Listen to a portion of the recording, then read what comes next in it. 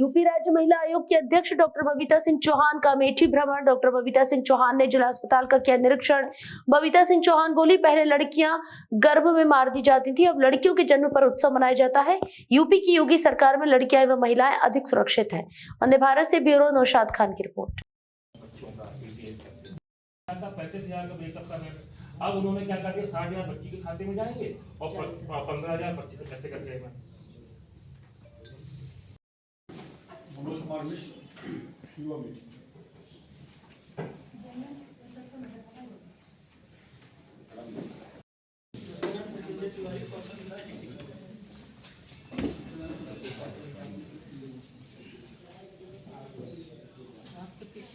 बच्चों को आप लोगों की बहुत ज्यादा जरूरत है, इसलिए इनका फोकस करिए, एक मानवता के नाते और एक समाज सेवा के नाते, क्योंकि ये उन बच्चों के लिए बहुत ही इम्पोर्टेंट टाइम है।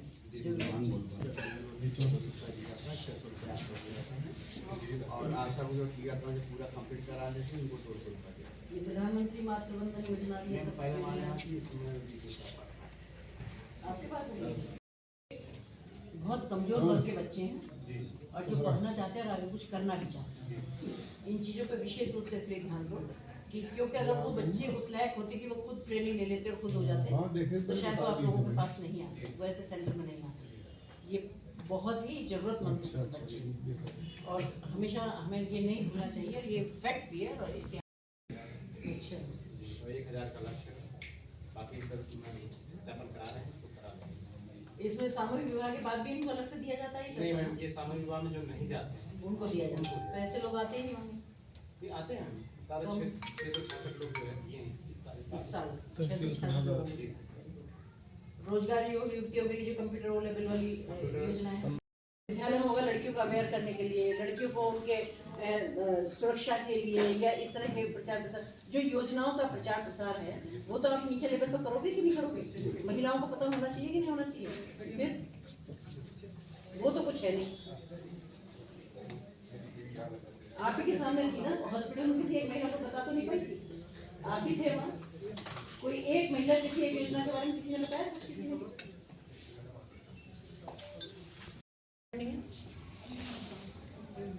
क्या क्या स्थिति में क्या है?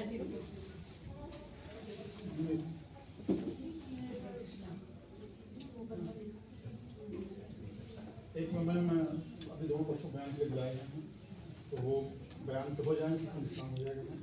और दूसरा जो है मैं कुछ काउंसलिंग की भी है क्या? परिवार परामर्श केंद्र है? फॉर्म भरा 1800 फॉर्म आया था, इसमें 17 को हम लोग ने 7 खाते में रखा जाए। ये रेगुलर आंगनबाड़ी केंद्र पे सबको मिले, ये कैसे सुनिश्चित करते हैं? मैम ये लगातार जैसे आंगनबाड़ी केंद्र पे जो हमारे गर्भवती महिलाएं पंजीकृत होती हैं, वहाँ से हम लोग उनका फॉर्म भरवाते हैं। आंगनबाड़ी कार्यकर्ता इसमें फॉर्म भरने के लिए एलिजिबल हो गई, तो हमारे सुपरवाइजर उसको वेरीफाई करते हैं, CDQ लेवल पे फिर आता है, वो फॉरवर्ड कर देते फिर सीधे निशाले चला जाता है, फिर वहाँ से उनके खाते में पैसा आ जाता है। ये प्रक्रिया हम लोग रेगुलर करते हैं। मुझे लगता है आंगनबाड़ी लेवल पर होती होगी तो सबको मिलता ही होगा। हाँ जी मैम, क्योंकि गर्भवती महिलाएं सब रहती हैं, तो वहाँ से उनका जो सारा डाटा वो कोई दिक्कत नहीं है। उनका तो सिस्टम अलग है। नहीं मैम, वो समाज कल्याण का विकास देखने के लिए उसमें इशू अभी आया अच्छे चलते हैं। नहीं, आया नहीं था इशू में। क्या हुआ था कि वहाँ जो गीजर बड़ा लगे सिस्टम है वो खराब हो गए, जो सोलर लगे थे जो भी संस्था ने पहले लगाए होंगे, तो बीच में बच्चियों को दिक्कत हुई कि ठंडा पानी करना पड़ा। तो फिर हमारा अभी पेमेंट तो नहीं किया, लेकिन वहाँ हमने 7-8 गीजर अलग से लगवाए बच्चियों को। था कितने बच्चे हैं? मैम 430। और ये अनुसूचित जाति अनुसूचित जनजाति व्यक्तियों के लिए जो सहायता राशि मैं उसका एक मुझे अभी लेटर दिया, मैं बता दूँ। ये लगा उसमें जो ये वाला था ना मैम, जो कागज थे वो फर्जी थे मैम। हाँ जी, पहले करा चुकी थी वो शादी? नहीं करा चुकी थी, उसमें जो अनुभव प्रमाण पत्र था अमेठी से लगाया था, मैं उसका फर्जी लगा दिया फतेहपुर में, वहाँ से उन्होंने लिख के भेज दिया। तो क्योंकि मेडिकल पे चले गए थे ये मंत्राधिकारी, मैंने कैंसिल कर दिया। और दूसरी अब लगन है नहीं मैडम, 4 फरवरी से लगन है मैम, तो सब मैं कम कितने आपके यहाँ 308 का लगते हैं मैम, 335 के करीब उन्होंने उसके प्रति क्या कार्रवाई की जिसने ये फर्जी? हाँ मैम, उसके लिए ब्लैक लिस्ट के लिए कर दिया, और कल डीएम साहब ने कमेटी बना दी है, वो जांच कर रही है, उसके बाद जो विधिक कार्रवाई और बनेगी वो भी। अभी दूसरी कोई आ गई संस्था? नहीं मैम, उसकी कैंटीन का प्रोसेस शुरू है। ये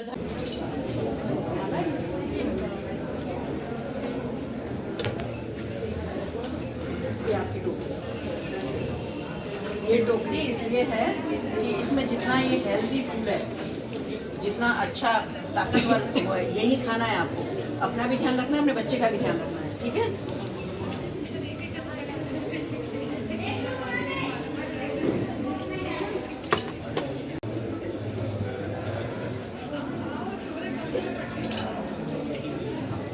अच्छा लग रहा है ना, खुशी हो रही है ना।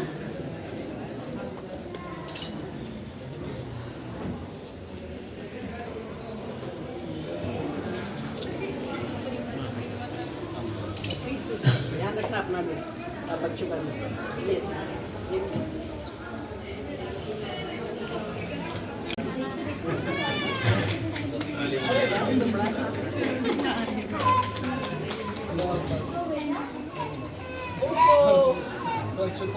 बस बस अच्छा तुम तो चुप करो, बाद में डाल लो चलो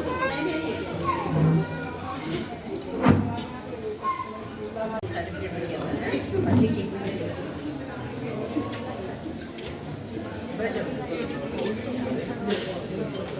क्या है इसका, तुम्हारा नाम क्या है? बेटा इसलिए सर्टिफिकेट बेटी बचाओ बेटी पढ़ाओ, है ना।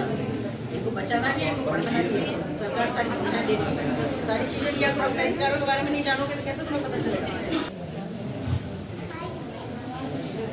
ये बच्चे के लगाने के लिए ठीक है।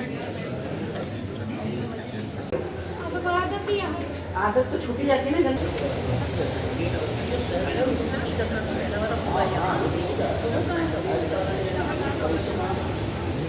क्या उद्देश्य है?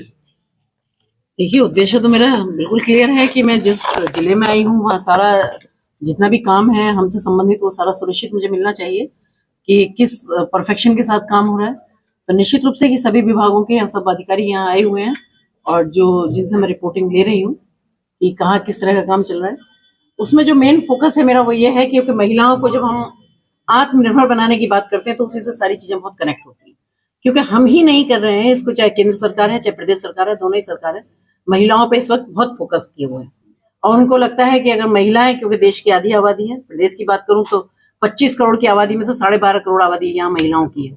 और जिसके लिए मैं कह सकती हूँ कि अगर उनको आत्मनिर्भर बनाने की जब बात होती है तो निश्चित रूप से जो बेसिक चीजें हैं कि वो चाहे उनके स्वास्थ्य से संबंधित हैं, चाहे उनकी शिक्षा से संबंधित हैं और चाहे उनके रोजगार से संबंधित हैं।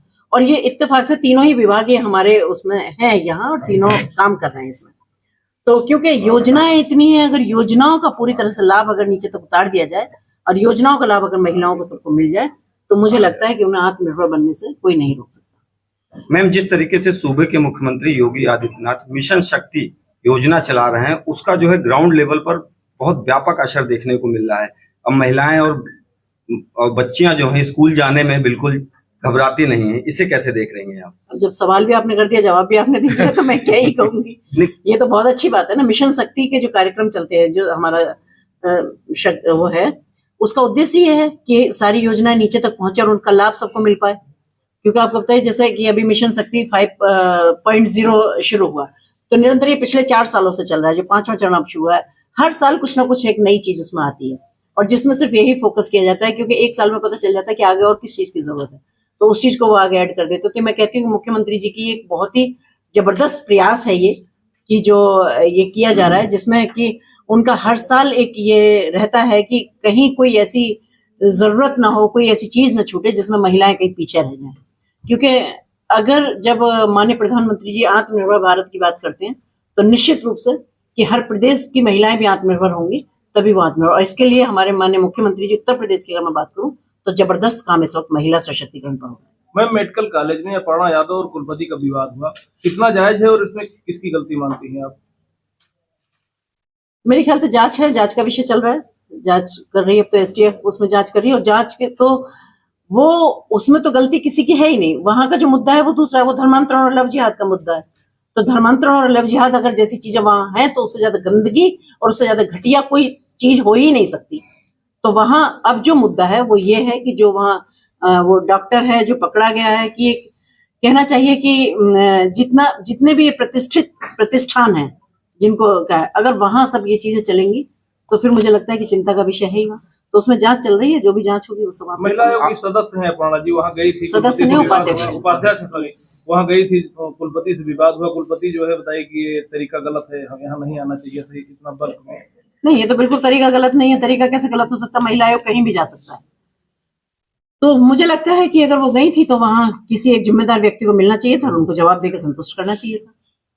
मैम, जिस तरीके से महिलाओं की आप काउंसलिंग करते हैं, उत्पीड़न संबंधित मामले देखते हैं, किस तरीके से मामले अब आ रहे हैं, कहाँ कमी रह जा रही है काउंसलिंग में? नहीं, मुझे लगता है कि काउंसलिंग में कमी नहीं रह रही, काउंसलिंग प्रॉपर हो रही है। और महिलाओं के अगर मामले देखे जाएं तो हर फील्ड से कि बहुत तादाद कम हुई है। पर यह भी है कि जहां भी जिस लेवल का भी जो भी मामला होता है उसको हम देखते हैं और पूरा करते हैं, उस विभाग को देते हैं। अगर पुलिस से संबंधित है तो पुलिस को देंगे, किसी को जरूरत से है तो उनके उस विभाग को देंगे। बाकी मुझे लगता है कि काउंसलिंग से भी बहुत सारे मामले निपटा दिए जाते हैं। तो उसमें हमारे यहाँ पुलिस में भी काउंसलिंग होती है, परिवार परामर्श केंद्र वहां भी होती है, हमारे आयोग में भी काउंसलिंग होती है, और कुछ सामाजिक संगठन भी ऐसे हैं जो काउंसलिंग का काम करते हैं। तो मुझे लगता है कि बहुत सारी चीजें हम काउंसलिंग से खत्म कर किस देते हैं। क्षेत्र में काम करने की ज्यादा जरूरत है? कौन से मामले ज्यादा आ रहे हैं? नहीं, अभी तो मुझे लगता है कि लोगों को थोड़ा, महिलाओं को या लड़कियों को थोड़ा अवेयर करने की जरूरत है। और जब अवेयरनेस आती है तो अवेयरनेस के साथ शिक्षा भी होती है, और भी जो अपने प्रति जो हमारे क्या अधिकार हैं उनकी भी जानकारी होती है, और हम कैसे आगे बढ़ सकते हैं उसकी भी जानकारी होती है। तो मुझे लगता है कि हम सभी को, आप लोगों के भी माध्यम से मैं कहना चाहूंगी कि बहुत जरूरत है कि हम समाज को, हम महिलाओं को, हम बच्चों को अवेयर करें और उनको ये बताएं कि अच्छा क्या है और बुरा क्या है। क्योंकि हर व्यक्ति में समझ होती है। थोड़ा सा अपनी सोच को खोल के रखेंगे, थोड़ा सा हम अगर चारों तरफ भी थोड़ा ध्यान देंगे तो मुझे लगता है बहुत सारी चीजें ऐसी कि जिनको हम एक तरफ कर सकते हैं। मैम, उत्तर प्रदेश में महिला उत्पीड़न के मामले कम नहीं हो रहे हैं। कैसी बात कर रहा हूँ? कैसे कम नहीं हो रहे हैं? उत्तर प्रदेश में महिला उत्पीड़न के मामले हैं ही नहीं। मैंने कहा कि जो भी हैं वो थोड़ी कहीं ना कहीं परिवारों में भी मिसअंडरस्टैंडिंग है। क्योंकि मैं पहले भी कहती हूँ और अभी भी कह रही हूँ कि अब एक जो हमारे पहले परिवार इकट्ठे रहते थे, एक सामूहिक परिवार की व्यवस्था थी, जो अब नहीं है। अब सिर्फ कौन रहता है? एक हस्बैंड वाइफ घर में रहते हैं। छोटी छोटी बातों पे मिसअंडरस्टैंडिंग हो जाती है कहीं, या फिर दोनों नौकरी कर रहे होते हैं तो नौकरी का दबाव कुछ ऐसा होता है कि कहीं ना कहीं वो घर में उत्पात होता है, और उसी में वो इतने लंबे चौड़े डिसीजन लेते हैं कि जब वो हमारे पास तक आते हैं तो वो उस लेवल की समस्या होती है कि भाई अब हम साथ नहीं रह सकते। लेकिन मैंने जैसा अभी यहाँ हमारे पुलिस अधिकारी भी बैठे हुए हैं, सबसे हमारी बात होती भी है, और हमारे यहाँ भी कि हमारे कितने मामले ऐसे हैं कि जिनको हम वहीं निपटा देते हैं और दोनों को समझौता कराकर हम वहां से वापस भेज देते हैं। तो मुझे लगता है कि एक सामूहिक परिवार ना होने से, एक बड़ा कोई बीच में ना होने से, या परिवार में कुछ और लोग ना होने से भी थोड़ा मिसअंडरस्टैंडिंग होती है, और इसी को या तो उत्पीड़न मान लो या मिसअंडरस्टैंडिंग कह लो या जो भी है। पर ऐसा नहीं है, परिवार बहुत बन भी रहे हैं और बहुत आगे भी बढ़ रहे हैं। Thank you.